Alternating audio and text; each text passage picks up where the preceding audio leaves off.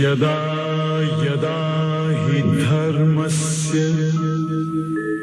ग्लानिर्भवति भारत अभ्युत्थानम् अधर्मस्य तदात्मानं सृजाम्यहम्। सर्वोपनिषदो गावो दोग्धा गोपालनन्दनः पार्थो वत्सः सुधीर्भोक्ता दुग्धं गीतामृतम् दुग्धं गीतामृतम्। सर्वेभ्यो नमो नमः।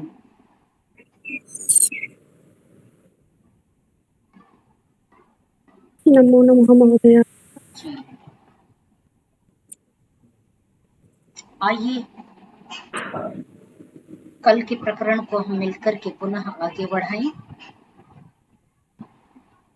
कल विस्तार से आसुरी प्रवृत्तियों के विषय में हमने देखा था। आज भी वही प्रकरण निरंतरता में विद्यमान है। इस प्रकरण में कुछ श्लोकों में ऐसा प्रतीत होता है कि इनमें पुनरुक्ति दोष है अथवा बारंबार विस्तार से उसी चर्चा को कर रहे हैं, तो संभवतः कुछ प्रक्षेप भी हो सकता है, बढ़ाए हुए श्लोक भी हो सकते हैं। परंतु यह प्रकरण जो निरंतरता के साथ चला आ रहा है, यह पूरा ही आसुरी वृत्तियों की जो आसुरी संपदा है उसके विषय में वर्णित है। तो आइए उच्चारण के साथ इस प्रकरण को पूर्णतया समझ के हम इस अध्याय के सारांश को समझेंगे।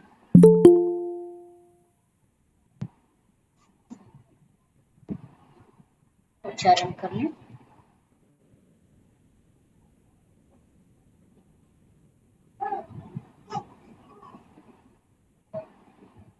हेमा जी कर लें, आप भी कर लें।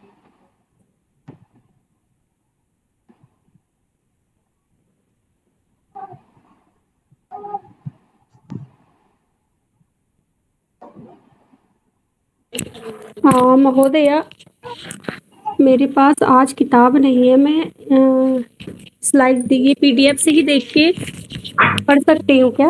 हाँ हाँ अवश्य अवश्य जी। इदमद्य मया लब्धमिमं प्राप्स्ये मनोरथम् इदमस्तीदमपि मे भविष्यति पुनर्धनम्।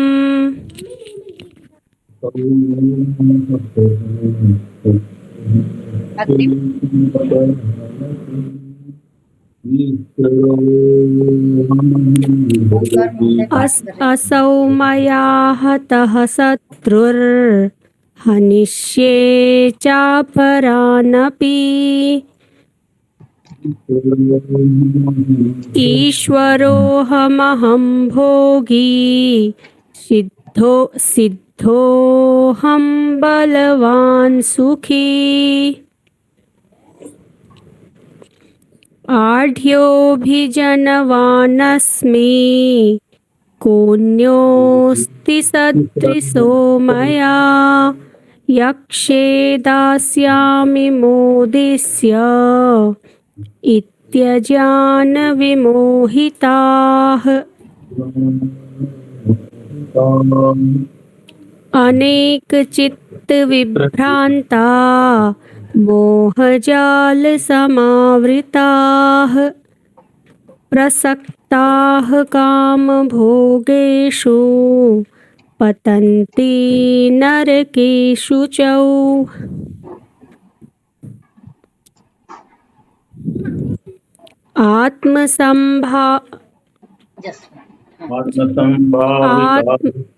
आत्मसम्भाविताः स्तब्धा धनमानमदान्विताः यजन्ते नाम यज्ञैस्ते दम्भेन विधिपूर्वकम्। एक और कर लें। जी। अहंकारं बलं दर्पं कामं क्रोधं च संश्रिताः मामात्मपरदेहेषु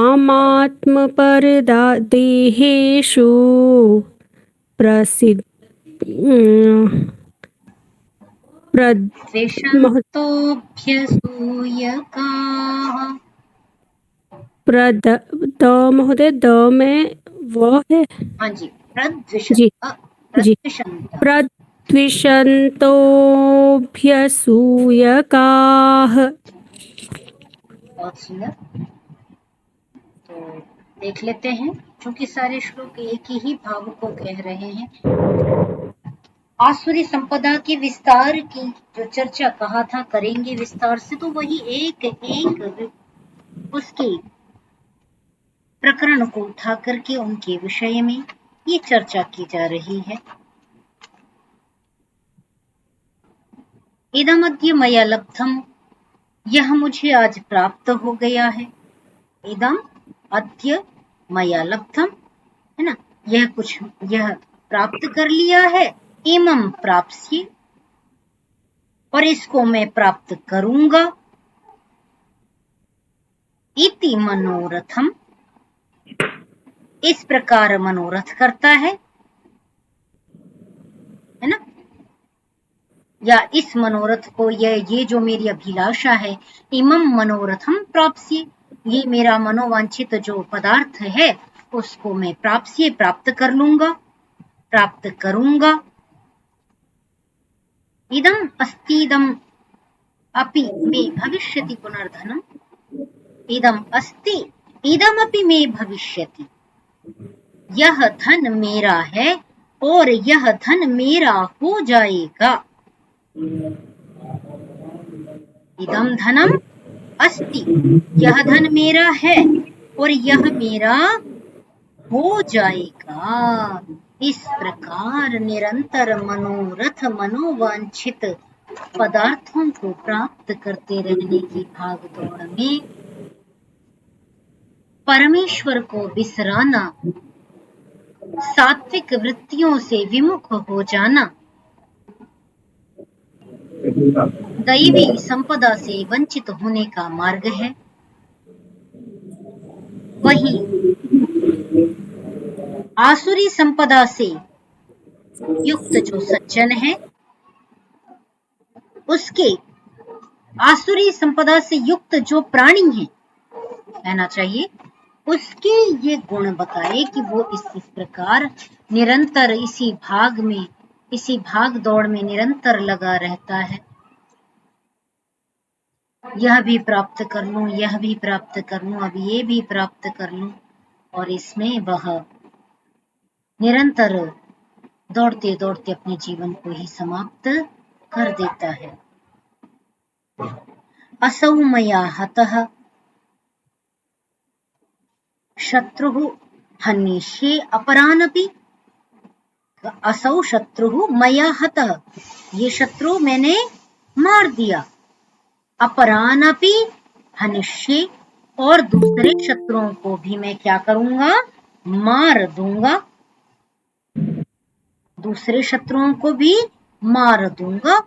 अहम ईश्वरः, अहम भोगी, अहम सिद्धः, अहम बलवान सुखी, इस प्रकार के अहम मन्यता, अहम अहमिका में जीना कि मैं ही ईश्वर हूं, मैं तो अत्यंत धनी हूं, इस नगर का मैं सबसे धनी व्यक्ति हूं, मैं ही यशस्वी हूं, मेरे पास समस्त साधन है, ऐसा साधन किन्हीं के पास नहीं है। तो इस प्रकार अहम ईश्वरः, अहम भोगी, अहम सिद्धः, अहम बलवान, ना, मैं बहुत शक्ति संपन्न हूं, अहम सुखी, और इस नगर में, राज्य में मुझसे ज्यादा सुखी, भोग से युक्त कोई दूसरा नहीं है। इस प्रकार की भावना रखता है कौन? आसुरी संपदा से युक्त व्यक्ति। आढ्यः अभिजनवान अस्मि, मैं आढ्य हूं, बहुत संभ्रांत हूं, धनी हूं, है ना, धनाढ्य हूं। आढ्य हूं माने मैं बहुत बड़ा धनाढ्य हूं। अभिजनः, मेरे चारों ओर इतने लोग, नौकर चाकर सब फिरते रहते हैं, तो मैं बहुत बड़ा अभिजनवान अस्मि। को अन्यः अस्ति मया सदृशः, मेरे सदृश और अन्य कौन है? यक्षी दास्यामि, मैं यक्ष को तुम्हें दूंगा।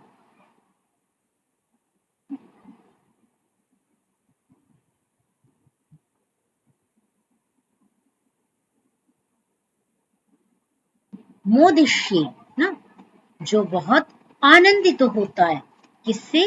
कि मैं यक्षे, मैं यज्ञ करूंगा, मैं दान करूंगा, मैं बहुत प्रसन्न रहूंगा। इति अज्ञान विमोहिता, इस प्रकार जो अज्ञानता में लीन रहता है। तो किस प्रकार के यज्ञ में करूंगा? मतलब जो केवल अहम अहमिका से केवल यज्ञ कर रहा है, उसके फल को नहीं जान पा रहा है, केवल मंत्र पाठ करा ले रहा है अपने यश बढ़ाने के लिए, लोगों को जुटाने के लिए, परंतु उसकी श्रद्धा उन कार्यों में नहीं है। और दान करूंगा, दान का पात्र कौन है यही नहीं जानता। तो इस प्रकार मैं बहुत आनंदित रहूंगा, आनंद करूंगा, आमोद प्रमोद में घूमता रहूंगा। ऐसे अज्ञान से युक्त लोग, क्या कहा? अनेक चित्त विभ्रांताः, वे अनेक चित्त, अनेक भ्रांतियों में पड़े रहते, उनके चित्त एकाग्र चित्त नहीं होते, दिग्भ्रमित रहते हैं, विभ्रमित रहते हैं। मोह जाल समावृताः, मोह पाशों से बंधे रहते हैं। मोह जाल अर्थात मोह पाश से वो युक्त रहते हैं। काम भोगेषु प्रसक्ताः, काम भोग की पहले भी चर्चा कर चुके हैं, तो इसीलिए मैंने इसको प्रक्षिप्त की भांति, पहले जब हमने इस अध्याय की चर्चा की थी तो हमने इसे प्रक्षिप्त की श्रेणी में रखा था, क्योंकि काम, भोग, मोह इत्यादि शब्द पहले आ चुके हैं, इन सब की चर्चा हो चुकी है। तो पुनः यदि उन शब्दों का उच्चारण हो रहा है तो कहीं न कहीं ऋषि कोई बात कहते तो बहुत वो है जो अत्यंत सूक्ष्मदर्शी है। ऋषि एक वचन बहुत सार में कह देते हैं और उसके गूढ़ अर्थ होते हैं। ऋषि वो नहीं कहते जो बारंबार एक ही बात को कहते रहे मनुष्य को समझाने के लिए। ऋषि इस प्रकार नहीं करते। तो इस प्रकार जो यहाँ बारंबारता दिख रही है वो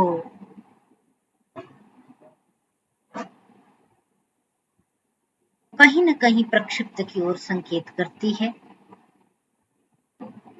फिर भी हम देख लेते हैं इनके अर्थ, चूंकि हम इस प्रकरण को देख रहे हैं। तो काम भोगेषु प्रसक्ताः अशुचौ नरके पतन्ति, काम भोग में प्रसक्त, आसक्त, रत रहने वाले लोग अपवित्र नरक में गिर जाते हैं, पतित हो जाते हैं।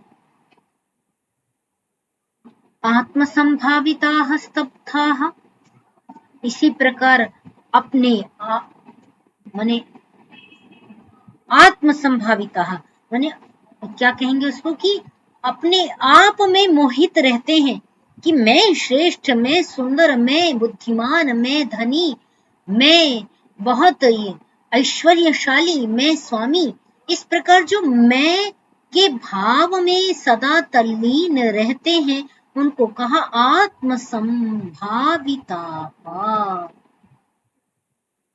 है ना, जो अपने आप को ही सर्वश्रेष्ठ मानते हैं,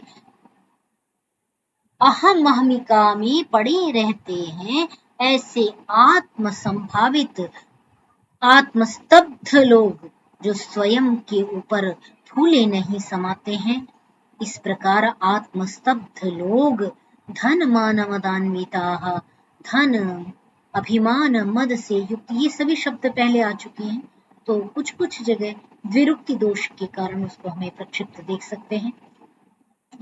क्या कहा, धन मान मदान्विताः नाम यज्ञैः, आगे क्या कहा, यजन्ते किनसे, ते दम्भेन अभिधि पूर्वकम नाम यज्ञैः जपन्ते, कहा वे दंभ पूर्वक कि मैं बहुत नामी व्यक्ति हूं, मैं बहुत बड़ा व्यक्ति हूं, इस प्रकार आत्मस्तब्ध होकर के अविधि पूर्वक नाम यज्ञैः जपन्ते, वो बार बार अपने नाम का जप करवाते हुए, है ना, अपने नाम को जपते हुए, नाम यज्ञैः जपन्ते, अपने नाम का जप करते हुए, अविधि पूर्वक वे नाम यज्ञैः, जिसे मैंने या ऐसे समझ लें कि नाम यज्ञ माने जैसा कि निरुक्त में आता है कि बिना जो मंत्रों का सामान्य केवल उच्चारण करना जानता है, वह उसके अर्थ को नहीं जानता, वो बिना फल बिना फूल वाले वृक्ष के समान होता है। तो उसी प्रकार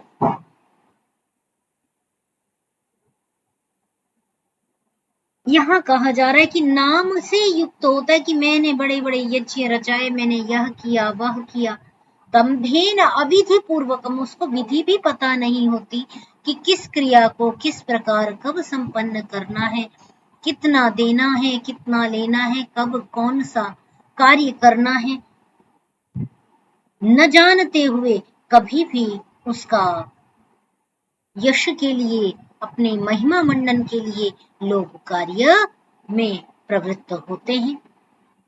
एक उदाहरण के रूप में हम देख सकते हैं, कुछ लोग कभी भी यज्ञोपवीत करा रहे हैं, भाई जनेऊ संस्कार करना है, ऐसा बड़ा बड़ा लिख करके सब जगह प्रकाशित करते हैं और अपने बंधु बांधवों को एकत्रित करते हैं दिखाने के लिए, ये प्रदर्शन है। उनको अवस्था नहीं पता कि सही अवस्था बालकों की यज्ञोपवीत की कौन सी है, और यज्ञोपवीत क्यों किया गया, उसके विधि विधान क्या क्या है, क्या पालन करना है हम बच्चों को। तो 15 वर्ष के हो गए, 20 वर्ष के हो गए, विवाह के समय करा रहे हैं, कभी भी करा रहे हैं, है ना, तो नाम यज्ञ है ये, केवल दम्भेन और अविधि पूर्वकम नाम यज्ञैः यजन्ते, क्यों करना है ये भी नहीं पता, उसकी विधि नहीं पता, कब करना है ये भी नहीं पता, उसका उद्देश्य क्या है वो भी नहीं पता, परंतु केवल परंपरा का निर्वहन करते हैं, तो वे नाम यज्ञ का वहन करते हैं। अहंकारम बलम दर्पम कामम क्रोधम च संश्रिताः। जी कुछ कह रहे हैं क्या? जी महोदय, मैं कह तो उसका लाभ नहीं होता क्या फिर?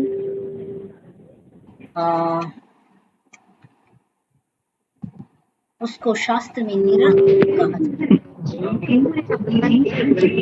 कहा जाता है। हरिओम महोदय। कहा जाता है अफलाम महोदय, पुष्पाम। जी मैंने पूछा कि जो इस तरह करवा रहे हैं यज्ञ केवल नाम के लिए, तो उसका लाभ नहीं मिलता होगा उन्हें?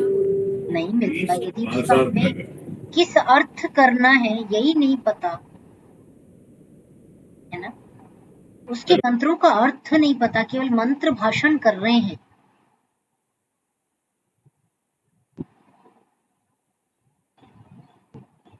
जी धन्यवाद महोदय। उसका जो लाभ फल प्राप्ति है वो पूर्ण फल प्राप्ति उसको नहीं होती, आंशिक फल की प्राप्ति होती है। महोदया, जो बच्चों, ये लड़कों का जो यज्ञोपवीत संस्कार होता है, कर्णवेद होता है, इनकी आयु क्या कितने वर्ष में होती है? 5 वर्ष से लेकर के क्रमशः 11 वर्ष पर्यंत यज्ञोपवीत का विधान ये हमारे जो गृह्य सूत्र हैं उनमें विधान है।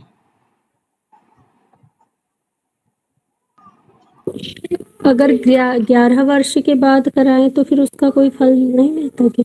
नहीं, दोष मैंने 11 वर्ष के बाद में भी आपने यदि जाना है तो आप कर सकते हैं, तो दोष नहीं है। बड़े होकर भी मैं यज्ञोपवीत, जब हम यज्ञ बड़े बड़े यज्ञ कराते हैं, पारायण कराते हैं, तो हम सबको यज्ञोपवीत देते हैं और बहुत संकल्प के साथ देते हैं कि आपको यज्ञोपवीत आजीवन धारण करना है। परंतु उसको विधि भी बताते हैं कि आपको भाई संध्या करना है, आपको संध्या नहीं आती तो आप गायत्री का जप करें, ऋषियों के ऋण से ऋण होने के लिए ऋषि के ग्रंथों का चाहे श्रवण करें, सत्संग करें, मनन करें, चाहे आप एक पेज एक पैरा प्रतिदिन पढ़ें, तो कुछ उसमें नियम है, क्योंकि ये ऋण है 3, ऋषि ऋण, देव ऋण और पितृ ऋण,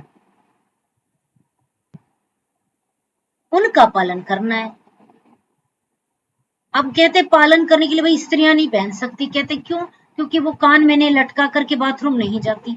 अरे कपड़े में भी तो गंदे, कपड़े में भी तो गंदगी लगती है, तो कपड़े की गंदगी यदि धुल जाती है तो 3 सूत के धागों से बना हुआ यह यज्ञोपवीत धुल करके क्या यह शुद्ध पवित्र नहीं होता है। इसलिए व्यर्थ में इस प्रकार के प्रगल्भ करके संस्कृति से दूर कर देना, विमुख कर देना, ये कहीं की योग्यता, कुशलता नहीं है। सोचो मुगल काल में कितने लोग पहनते थे यज्ञोपवीत। जो टन यज्ञोपवीत तौल करके जो काटता था मुगल शासक, टन जब वो काट लेता था और तौल करके उसके बाद भोजन ग्रहण करता था, तो टन सूत का धागा इतना उतारने के लिए कितनों के यज्ञोपवीत उतारे जाएंगे। अर्थात पूरा देश, जो हमारे देश में, जैसा कि हमारे दस्तावेज बताते हैं कि हमारे यहाँ 99% सभी शिक्षित थे, गुरुकुल प्रणाली इतनी व्यापक थी। और ये हम आप नहीं बताते, ये ब्रिटिश पार्लियामेंट के दस्तावेज बताते हैं, जहां आज भी ये तथ्य सुरक्षित है कि जब ब्रिटेन में 14% लिटरेसी है, 14% शिक्षा का स्तर है, साक्षरता है, उस समय भारत देश में 99% साक्षरता थी, लिटरेसी थी। तो ऐसे ही थोड़ी ना वहां गुरुकुलों में तो यज्ञोपवीत करा करके ही पढ़ाते हैं। बिना यज्ञोपवीत उपनयन और वेदारंभ के शिक्षा आरंभ ही नहीं होती, चाहे वो कन्याओं का इसी गुरुकुल हो। वजह से महोदया ये संस्कार खत्म हो गया, इससे बचने के लिए ना। हाँ जी, हमने ऐसे से भय लोगों के मन में पैदा कर दिए ना। तो हाँ, लोग क्या करते, जी। सफेद कपड़े में बांध करके तो बुक रख देते हैं, वेद हैं, अरे अरे अपवित्र हो जाएंगे, महापाप हो जाएगा, तो हम छोड़िए। गीता है, अरे पवित्र मंदिर में रख दो, पढ़ेगा गीता को। और आज ना कोई पढ़ता है तो जानता ही नहीं है, पढ़े होते तो कम से कम जानते तो। इस भय में, केवल भय जो लोगों के मन में पैदा कर दिया गया है ना, कि अरे अपवित्र हो गई, पाप लग गया गीता में। अरे गीता कागज की बनी हुई है, फट भी गई दूसरी आ जाएगी। वो ज्ञान सुरक्षित रखना था, वो ज्ञान नष्ट नहीं होने देना था, जो मेरे परंपराओं से मेरे पूर्वजों ने, ऋषि मुनियों ने, मेरे भगवान स्वरूप पूर्वजों ने मुझ तक पहुंचा दिया। उनका आभार हम ऋषि ऋण से करते हैं। उस विद्या को जबकि महोदय नीति शतक कहती है कि ज्ञान तो कंठ में सुरक्षित है, पुस्तक में रखे थोड़ी नहीं सुरक्षित है। विद्या वाणी में ही होनी चाहिए। और पुस्तक में कुछ लग गया, छू गया, कहीं रख गई, वो अपवित्र नहीं हो गए, इस धारणा से हमको बाहर उबरना पड़ेगा। न पढ़ने से तो आप महान पाप कर रहे हैं।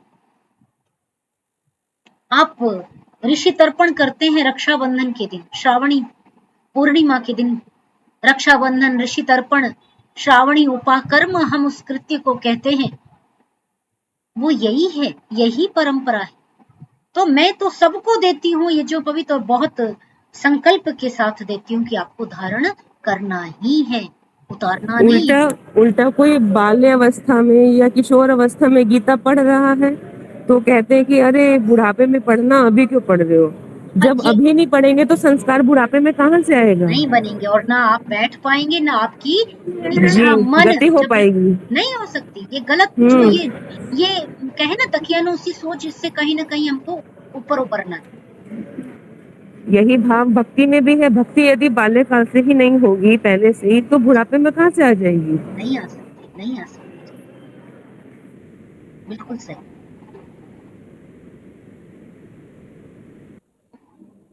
दरअसल ये जो हमारे ग्रंथ हैं ये स्वयं में पारस हैं। इनको स्पर्श करने से कदाचित हम पवित्र हो जाएंगे, इनका तो कुछ नहीं बिगड़ेगा। ये तो गलत धारणा वाकई है कि वो हो पवित्र हो जाए, वो नहीं पवित्र होगा। हमें पवित्रता आ गई अगर इनके हम संपर्क में थोड़ा बहुत पढ़े तो। और गुरु, ये मेरा अपना कहना है कि हाँ, हम पवित्र हो जाएंगे जितना इसके सानिध्य में रहेंगे। और क्या कहा, इतने बड़े बड़े झूठ प्रसारित कर दिए। क्या कह दिया, स्त्रियों को यज्ञोपवीत पहनने का अधिकार नहीं, स्त्रियों को वेद पढ़ने का अधिकार नहीं।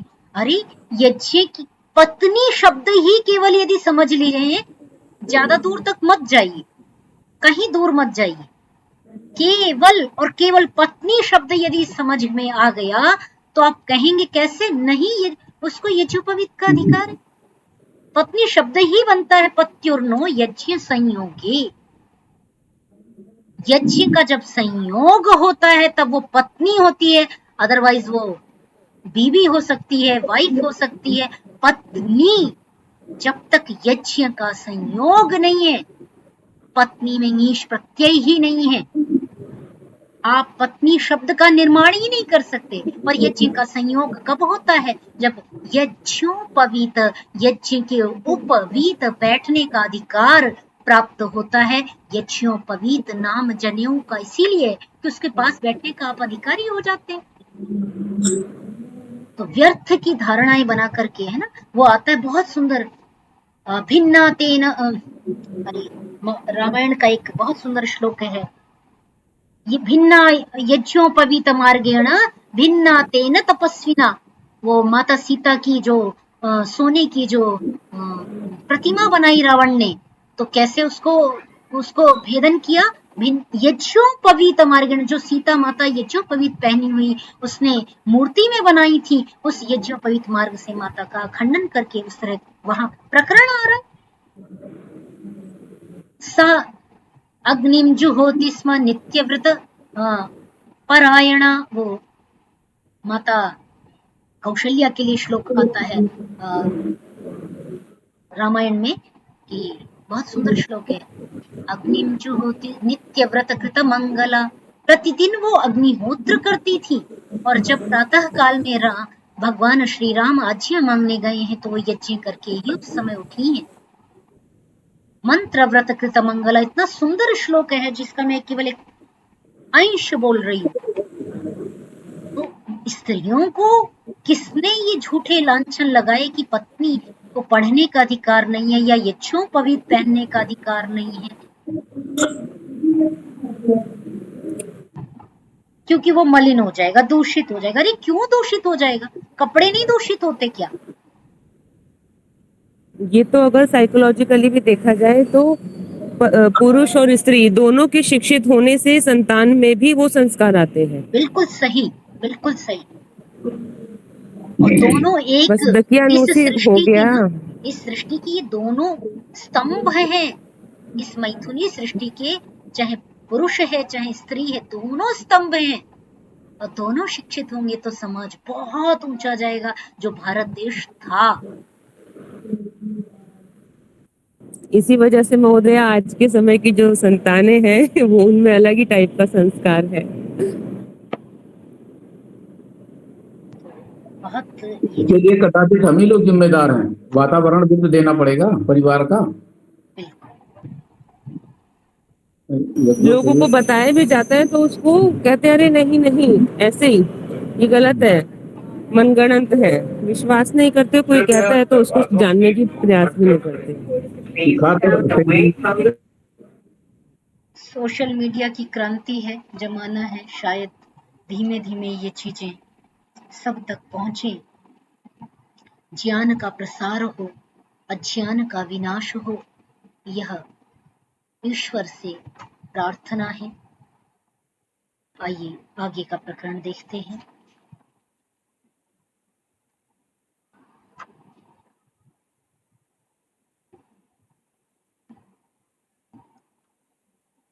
अहंकारं बलं दर्पं कामं क्रोधं च संश्रिताः। अहंकार, बल, दर्प, काम, क्रोध, इन सब से युक्त, संश्रित, इनमें लगे हुए, माम आत्मपरदेहेषु प्रद्विषन्तोऽभ्यसूयकाः। आगे क्या कहते हैं? अच्छा, संबोधन नहीं यहाँ पर नहीं, परंतु ये दोनों श्लोक साथ ले रहे हैं। हाँ, अहंकारम बलम दर्पम कामम क्रोधम च संश्रिताः, इनसे युक्त जो है वह आत्मपरदेहेषु मां प्रद्विषन्तः अभ्यसूयकाः।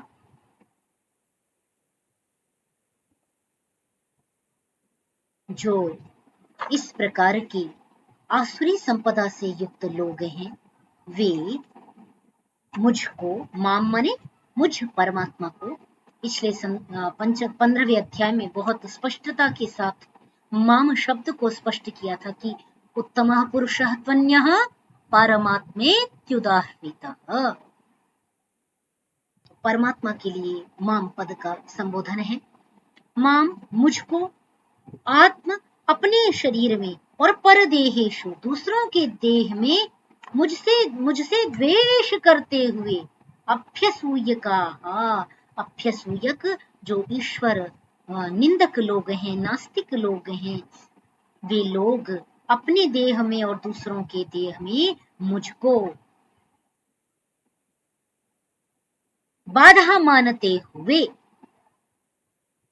वो मुझे ही गलत ठहराते हैं। नास्तिक लोग मेरी निंदा करते हैं, मेरे विषय में गलत, ईश्वर नाम की कोई सत्ता ही नहीं होती। साइंस देखो, साइंस प्रूव नहीं करता वो सत्य नहीं होता। तो ईश्वर नाम की सत्ता चूंकि साइंस प्रूव नहीं कर सकता तो वो होता नहीं है। तो क्या दर्द को प्रूव कर दिया? दर्द दिख रहा है क्या? दर्द दिखता नहीं है, आह दिखती है। अनुभव, जो स्पर्श जन्य या स्किन में होने वाला जो कष्ट है, उससे जो अभिव्यक्ति मन में आई, वाणी में आई, वो दिखती है। क्या आत्मा दिखी? ऐसी तो बहुत वस्तुएं हैं जो दिख नहीं रही। तो इस प्रकार के विज्ञान इत्यादि का सहारा लेकर के झूठ का आश्रय करना, अपने आप को शेल्टर देना, बचाना, ये कहीं ना कहीं आसुरी संपदा का प्रभाव है।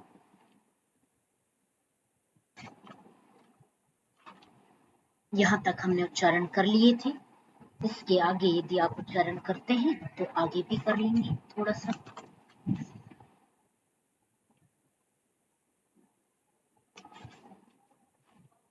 वंदना जी, आप उच्चारण करेंगे क्या शेष?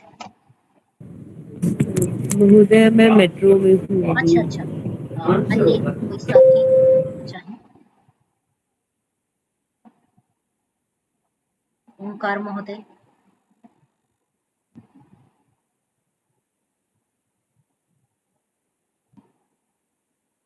अन्य कोई कर ले, कोई ऐसा वृष्टि। महोदय, हाँ महोदय मैं करूँ? हाँ आप ही कर ले हिमांशु।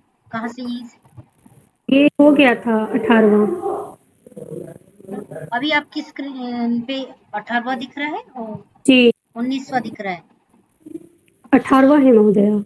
ओहो मैंने तो आगे बढ़ा दिया, ये दिख नहीं रहा शायद। Just 1 minute. 22 अभी 19 आ गया। जी जी। तानहम तानहम एक मिनट। दिशतः जी। क्रूरान्। Just 1 minute. तानहं द्विषतः क्रूरान् संसारेषु नराधमान्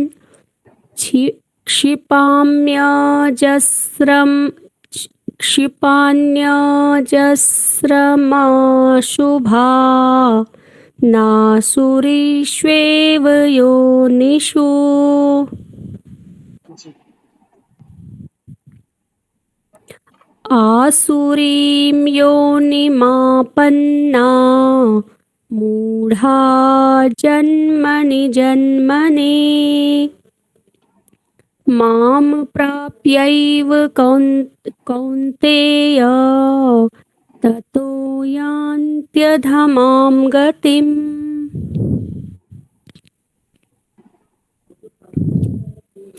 त्रिविधं नरकस्येदम्। त्रिविधं जी जी जी नरकस्येदम्। जी। त्रिविधं नरकस्येदम् द्वारं नाशनमात्मनः कामः क्रोधस्तथा लोभस्तस्मादेत्रत्रयं त्यजेत्।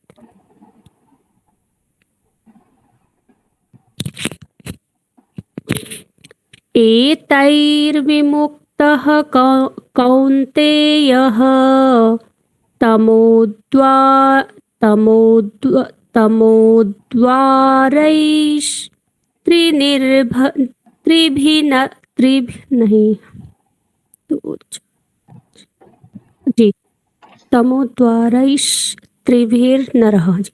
एतैर्विमुक्तः कौन्तेय तमोद्वारैस्त्रिभिर्नरः आचरत्यात्मनः श्रेयस्ततो याति परां गतिम्। तान् अहं द्विषतः क्रूरान् संसारेषु नराधमान्। कहा संसारेषु द्विषतः तान् क्रूरान् नराधमान् अहम् अजस्रम् आसुरीषु एव योनिषु क्षिपामि। कहा जो इस प्रकार द्वेष करने वाले सात्विक वृत्तियों से, सात्विक लोगों से दूसरों को भी बहकाने वाले हैं, तान अहम क्रूरान उन ऐसे द्वेषी क्रूर नराधम मनुष्यों को संसार में, ऐसे क्रूर नराधम मनुष्यों को मैं अजस्रम अशुभान उनको क्या करता हूं मैं? अजस्र आसुरीषु उनके इतनी सारी जो कभी भी जीर्ण शीर्ण न होने वाली हजारों हजार आसुरी वृत्तियों में, योनियों में उनको क्षिपामी फेंक देता हूं।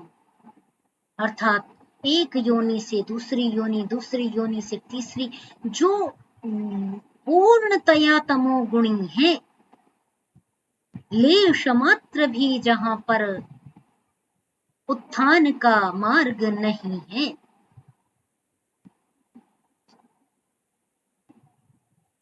कुछ नाली में पड़े होते हैं कीड़े, कुछ उससे भी ज्यादा गंदगी में पड़े होते हैं।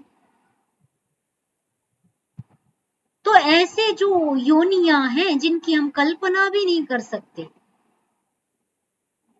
ऐसी दुखदाई तमोगुणी योनियों में उन नराधम क्रूर द्वेषी प्राणियों को वह परमात्मा ऐसे अशुभ लोगों को आसुरी योनियों में फेंक देता है। आसुरीम योनिम आपन्ना, आसुरी योनियों को प्राप्त होकर के मूढ़ाः जन्मनि जन्मनि, एक जन्म में नहीं प्राप्त होती, जो कर्म जितने घृणित करते हैं। और मनुष्य जन्म ही ऐसी योनि है जो निम्न से निम्नतर कार्य कर सकती है। जिन प्राणियों को स्वाभाविक ज्ञान है, जैसे शेर है अथवा एक गऊ है, तो शेर क्या निम्नतर कार्य करेगा? जीवों को मारना, क्रूरता से मार लेना, बस। गऊ क्या करेगी? शाकाहार ही करेगी, मांसाहार तो करेगी नहीं। तो जितना पतित नैमित्तिक ज्ञान वाला प्राणी है, उतना स्वाभाविक ज्ञान वाला नहीं है। तो अधम से अधम गिरने का जो मार्ग है, निम्न से निम्नतर, निम्नतम वृत्तियों में प्रवृत्त होने का साधन, बुद्धि रूपी साधन जिसके पास विद्यमान है, वह मनुष्य चाहे तो उन्नत हो जाता है, उच्च से उच्चतर उच्चतम की ओर प्रस्थान करता है, अन्यथा निम्न निम्नतर और निम्नतम की ओर प्रस्थान कर जाता है। तो उसके जन्म जन्मांतर माने जितने क्रूर कर्म वो कर रहा है, मनुष्य जन्म में आकर के मारना ही है तो सामान्यतया नहीं मार रहा। सीरिया जैसे बहुत ऐसे उदाहरण हमारे सामने विद्यमान है, एक नहीं बहुत सारे, छोटे स्थल से लेकर के बड़े स्थल तक के देख ले, इतिहास से लेकर के वर्तमान तक के देख ले। कोई 35 टुकड़े कर देता है, तो हर समय में विद्यमान है। तो इस प्रकार के क्रूरतम जो कार्य है वो मनुष्य कर पाता है, और वह वे लोग आसुरीम योनि में आपन्ना, तो उनके जन्म जन्मांतर आसुरी योनि में प्राप्त हो जाते हैं, आसुरी योनि में वे चले जाते हैं। ऐसे मूढ़ लोग माम अप्राप्यैव कौन्तेय ततो यान्ति अधमाम गतिम, जो मुझको, हे कौन्तेय, जो मुझको प्राप्त न करके पाप का मार्ग आश्रयण करते हैं, तामसी वृत्तियों का मार्ग का आश्रयण करते हैं, वे अधम से अधम गति की ओर प्रस्थान कर जाते हैं। त्रिविधम नरकस्य इदम द्वारम आत्मनः नाशम, कह रहे हैं यह जो नरक का द्वार है, इदम आत्मनः नाशनम, जो अपने आप को नाश करने वाला, ये जो द्वार आगे कहे गए हैं, कौन कौन से? काम, क्रोध, लोभ, तीन बड़े द्वार बताए गए हैं। ये नरक के 3 द्वार हैं, जो पूरे विश्व पर कब्जा करने की कामना जो है, इसी में तो हम दूसरे को सिर फिरा कह देते हैं और अपने को भक्त कह देते हैं, है ना, करते हैं ना, कामना के चक्कर में है। तो इस प्रकार की भी प्रवृत्ति है, क्रोध है, लोभ है। तस्मात् एतत्त्रयं त्यजेत, ये तुम्हें एक विशेष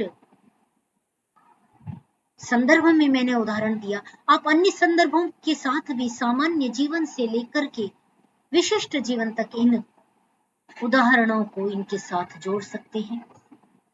तो इस प्रकार काम, क्रोध तथा लोभ, तस्मात्, इन तीनों को ही छोड़ देवे, ये तीनों ही हमारे अधम के लिए, हमें तमो गुण की ओर प्रवृत्त करने के लिए, आसुरी संपदा की ओर प्रवृत्त करने के लिए कारण बनते हैं।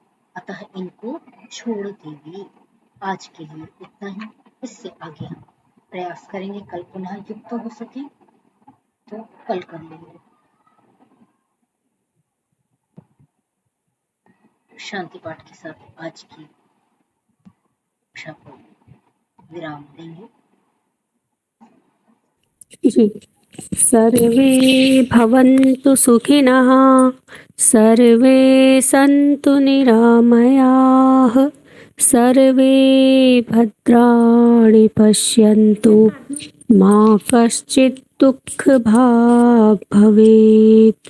ॐ शान्तिः शान्तिः शान्तिः। धन्यवादः महोदया, सर्वेभ्यो नमो नमः। धन्यवाद सर्वेभ्यो नमो नमः, सर्वेभ्यो पुनर्मिलामः। सर्वेभ्यो नमो नमः। धन्यवाद महोदय। आप सबका आगमन होता है, अच्छा लगता है।